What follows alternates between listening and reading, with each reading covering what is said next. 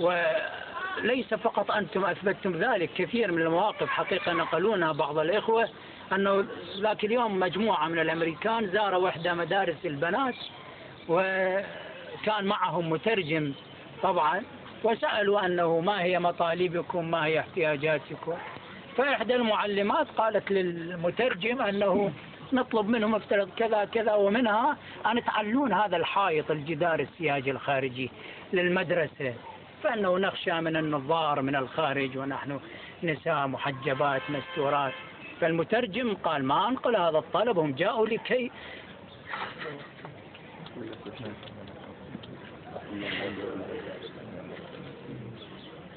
لكي ينزعون حجابك.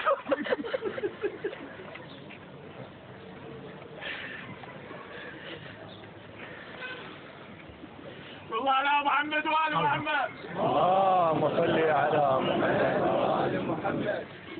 جاءوا لكي ينزعونك حجابك وأنتم تريدون أن تعلوا الجدار. كل غيور حقيقة يتألم، هذه بعض ما ظهر من مطالب. فهذه الامرأة قالت إذا نرميهم في الزبالة.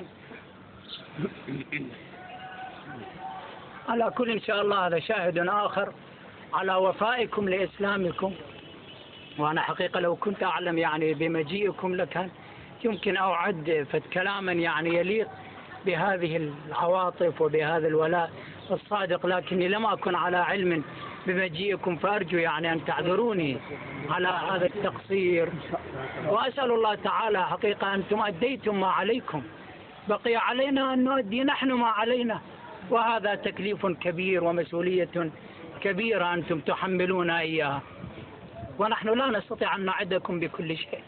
الإنسان تعلمون إمكانياته محدودة وطاقاته محدودة، ويبقى القوة من الله تبارك وتعالى واللطف منه، فبمقدار إخلاصنا إن شاء الله تعالى وبمقدار صدقنا الله حاشا لا يمنع علينا شيئا حينما نكون نحن بمستوى يؤهلنا لقبول لطفه ورحمته. فإذا دعاكم إن شاء الله.